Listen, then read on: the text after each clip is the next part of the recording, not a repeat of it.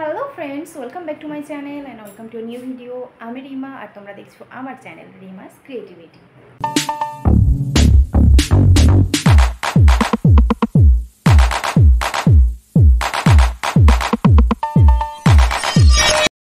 বেশ কয়েকদিন ধরেই ভাবছি ভিডিও দেবো কিন্তু বেশ কিছু কারণের জন্য ভিডিও দেওয়া হয়ে উঠছিল না। তো ভাবলাম যে আজকে একটা ছোট্ট করে ভিডিও দিই। তো আমার মা এই ভিডিওটা করে পাঠিয়েছে। তো আমাদের গ্রামে প্রত্যেক বছর 19শে জ্যৈষ্ঠ একটা কালী পুজো হয় আর কি।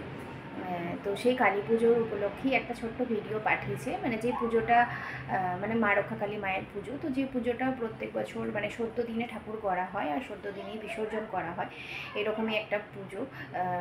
তো সেই পুজোতে কত মানুষ জড়ো হয়, মানে কী কী হচ্ছে না হচ্ছে, বা এই পুজো সম্পর্কে একটা ছোট্ট ঘটনা আছে। তো সেই ভিডিওটাই তোমাদের সাথে একটু শেয়ার করব। আশা করছি তোমাদের ভালো লাগবে এই গল্পটা শুনে। তো চলো সাথে থাকো, ভিডিওটা দেখতে থাকো। ঠাকুরের মুখটা তোমাদেরকে প্রথমে দেখিয়ে নিচ্ছি। এখানে আলো আছে কারণ আমাদের এই পুজোটার হচ্ছে যে মা আলো একদমই পছন্দ করেন না, যেটা হ্যাচাক জ্বালিয়ে এখনও পর্যন্ত পুজোটা কিন্তু হয়ে চলছে। তো কোনো এক সময় মানে অনেক অনেক বছর আগেকার কথা বলছি, সেই সময় গোটা গ্রামে মড়ক লেগেছিল আর কি। খুব মানুষ অসুস্থ হয়ে যাচ্ছিল, এমন এক ধরনের রোগ এসেছিল যে সবাই মানে বাড়িকে বাড়ি সবাইকারই খুব অসুস্থ হয়ে পড়ছিল, অনেক মানুষ মারা যাচ্ছিল। তো সেই সবের জন্যই গোটা গ্রামের ঠাকুর মানে মানুষজন আর কি ঠাকুরের কাছে প্রার্থনা করেছিল যে যদি সবাই ভালো হয়ে যায় তাহলে মাকে খুব ধুম করে পুজো দেওয়া হবে। তো তারপরে ধীরে ধীরে সেই রোগের প্রকোপ কমে যায় আর মানুষেরাও ধীরে ধীরে সুস্থ হতে থাকে। আর সেই সময় যেহেতু কারেন্টের ব্যবস্থা ছিল না, অন্ধকারেই মানুষ বেশিরভাগই থাকতো, তো সেই সময়তেই পুজোটা শুরু হয়েছিল। আর মা সেইভাবেই অভ্যস্ত, তখন ওই হ্যাচাক জ্বালিয়েই পুজো করা হতো। সেই থেকেই এই নিয়ম চালু হয়ে আসছে। অনেকবার চেষ্টা করা হয়েছে যে লাইট জ্বালানোর জন্য বা কিছু, কিন্তু লাইট পুরো বাস্ট হয়ে যায়, পুরো ভেঙে পড়ে আর কি, এরকম হয়। তো সেজন্য কোনো বাড়ি লাইট জ্বালিয়ে পুজো করতে পারা যায় না। সেজন্য প্রত্যেক বছরই এই একটা দিন পুজো হয়, ওই একটা দিনই ধরা বাঁধা থাকে 19শে জ্যৈষ্ঠ। ওই দিনই সকালবেলা থেকে ঠাকুরকে গড়া হবে, মানে ওই একদিনের মধ্যেই যে কীভাবে ঠাকুর বানানো হয়। ঠাকুর বানাতে তো অনেক দিন সময় লাগে, মাটি শুকোনো, রং করা, এ করা, কিন্তু পুরো একদিনের মধ্যেই ঠাকুর বানানো কমপ্লিট হয়ে যায়।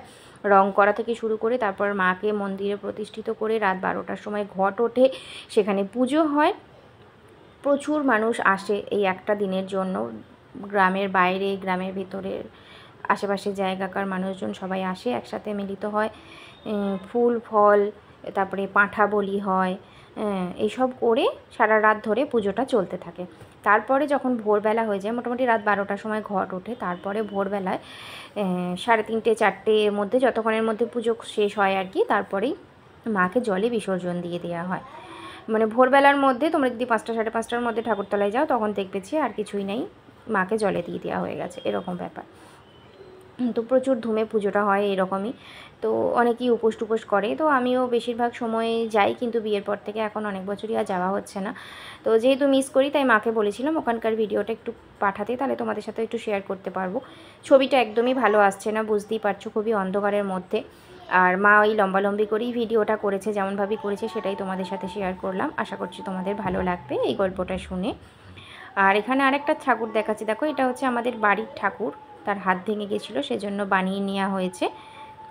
তো চলো, আজকের ভিডিওটা এটুকুনি ছিল। তোমরা সবাই ভালো থেকো, সুস্থ থেকো। নতুন ভিডিও নিয়ে খুব শিগগিরই আসছি তোমাদের কাছে। Tata, bye bye.